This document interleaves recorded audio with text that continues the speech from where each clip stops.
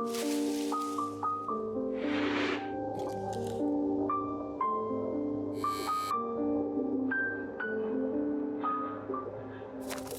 guys, it's Merce. Welcome back to Harpies in the Trees, where I review horror books with a supernatural focus. I'm just about to finish Richard Lehman's Flesh, which has been a really fun time. So I'm going to be reviewing this with another book coming up. So this will be the next video that I do.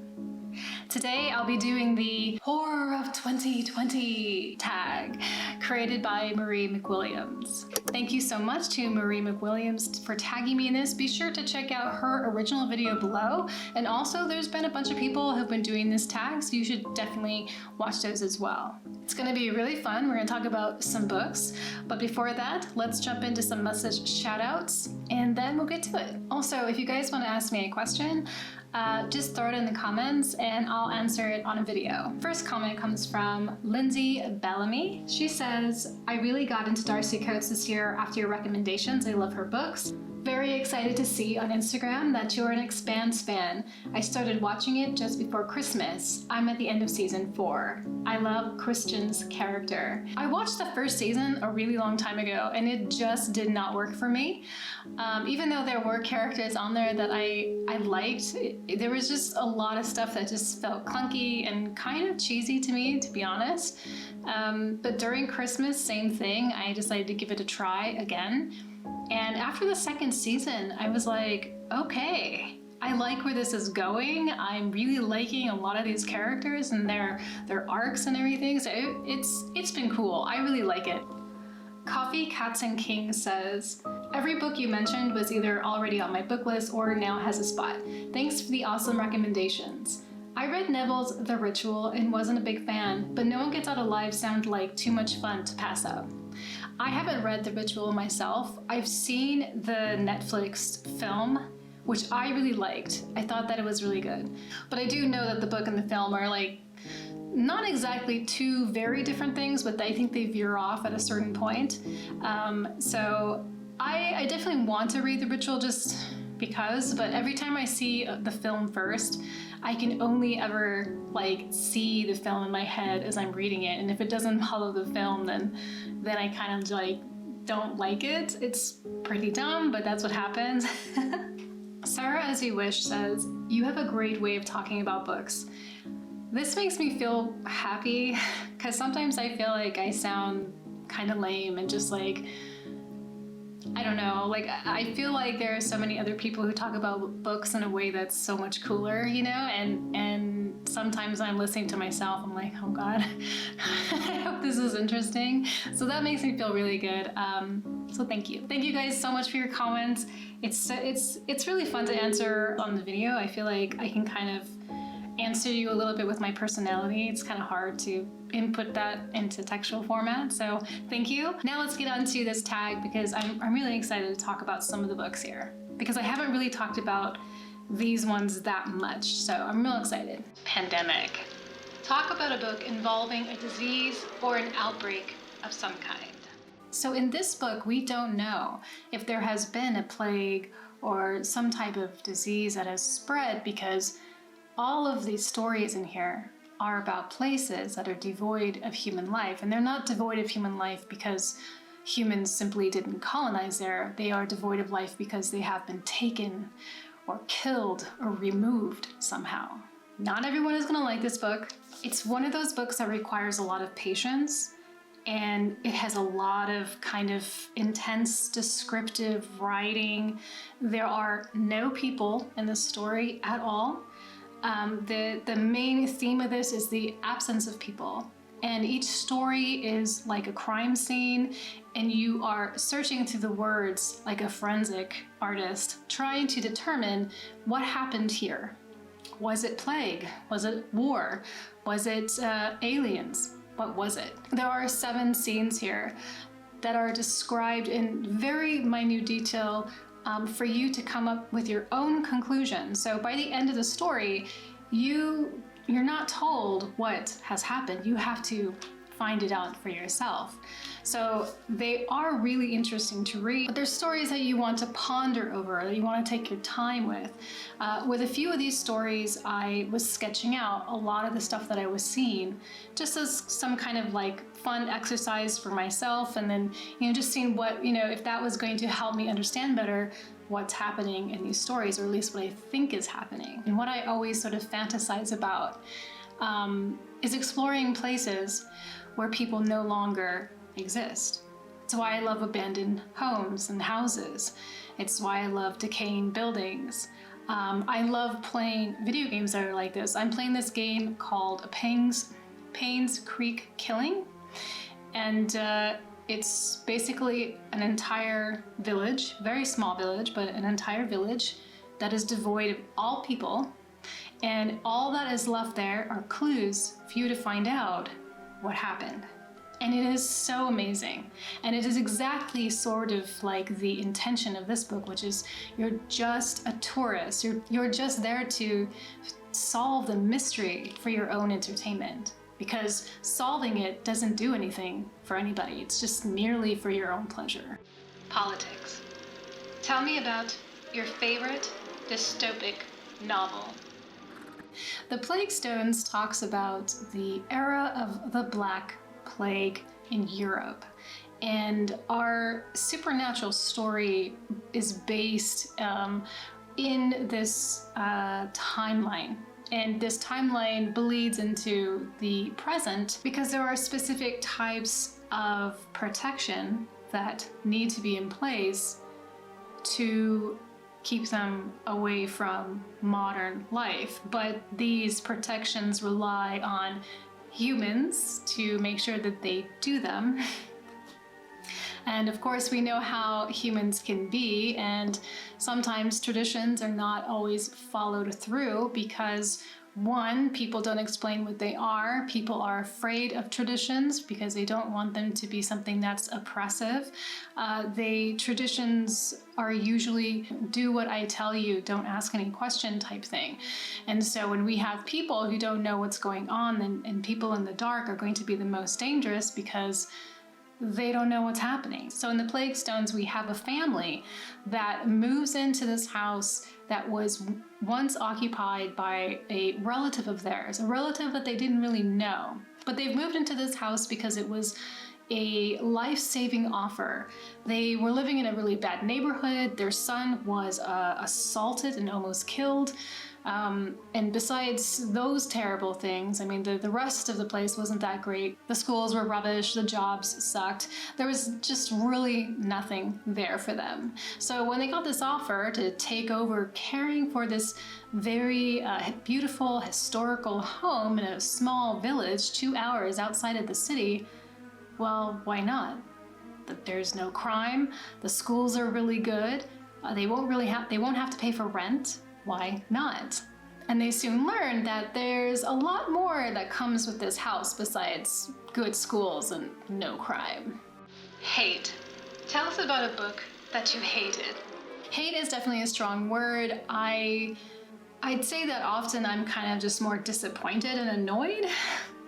I think if I were to hate something, I think it would be because it was really irresponsible, or it used a lot of stereotypes and generalizations that would not work for me.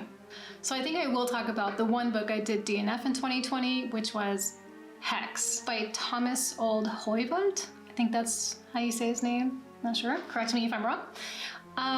It had an interesting premise, but as the book went on, it was just really unbelievable in so many layers and aspects. The story is about a town that has a town witch, and she's just like part of the town. She'll just show up in your house and then disappear. She shows up everywhere else, but she's not something that you can interact with. She doesn't have any eyes. She's a solid figure, I think, but she's there, but she's not there. And the town has this sort of duty to keep her from ever leaving the town and causing mayhem in other places. So there were a lot of rules in this town. I think that they had like a closed internet where, you know, you could get internet service just within the village, where it's like, you know, it's closed off, so it's just you know, it's never going to leave the boundary of the village. So you can't send pictures of the witch out there because that would be a security issue. And so my problem with it was that it was so unbelievable. And the other part of that was that this book was not written in English, it was written in a different language, and it was translated. And when they translated it to English for the, I guess, the American market, they placed it in upstate New York. I used to live in upstate New York. So when they were talking about places there and, you know, the way the land looks and like whatever, and the types of people that are there, it just didn't make sense to me. I was like, that's not really something I think would be there. I'm not trying to say that you can't write about a fictional city in a real place, but the unbelievable factors were just too high. So if they had translated it but just left the names and the locations and everything as they were, I think that would have been a better read for myself. I think it would have felt maybe more substantial in some way. A lot of people did like Hex. I think I might be in the minority of not liking it, but you should still give it a try, especially if you like witches. Endtimes. Tell me about a book about an outright apocalypse. So I read this book a really, really long time ago. I mean, like ages ago. And it was The Road by Cormac McCarthy.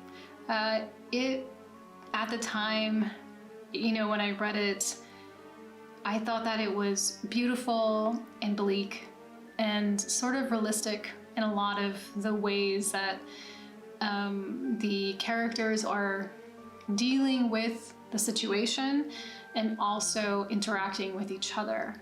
So we have a man who has a young boy with him, and he's trying to get to the ocean. I think like on the other side of the map. That's his only goal. So they're traveling through this wasteland. There's no sun, it's foggy all the time. It's pretty dire. And the only way that they're finding any rest and food is if they run across a shelter, a bunker, or a house that has not already been ransacked. There are these things that are living somewhere in the mist, you know, they're like zombies or something. I can't remember exactly what they are, but they are definitely a danger. And this is the reason why being out in the wild is so scary. You have scenes of the main character bartering with other people using canned goods, and they're not able to wash their clothes. So, you know, little life quality things like that, you know, taking a bath but having to put on dirty clothes again, going out into the cold, not being able to know when you will have supplies again. That it just like those little things are just really well done in that book, and it really came across as just apocalyptic, and the soul and the mind in the world. So that was good. That was really good. And it's also really poetic. The prose is just really, really beautiful. Crime. Tell me about one of your favorite books involving a crime. The Corset by Laura Purcell is a very good book about a crime. Many, many crimes. This is about an upper class woman who is educated and privileged, and she studies the science of phrenology. Phrenology is the study of the skull, basically in taking measurements to determine your soul, basically, you know, your character. If your forehead is too round, it means you might be, you know, very attracted to committing crimes, stuff like that. Phrenology was used in our history as racist propaganda, so it is something that is not used now, I hope.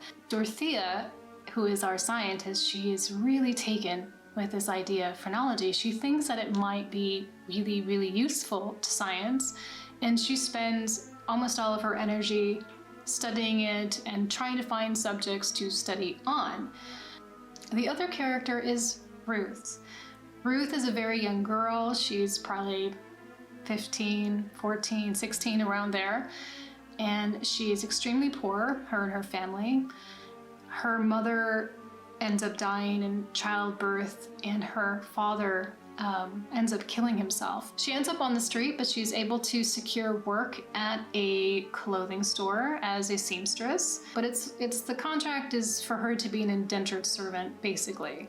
So she ends up working there. She's really, really good with her hands. But then she's arrested for these heinous murders at the clothing store. And this is where Ruth and Dorothea meet up.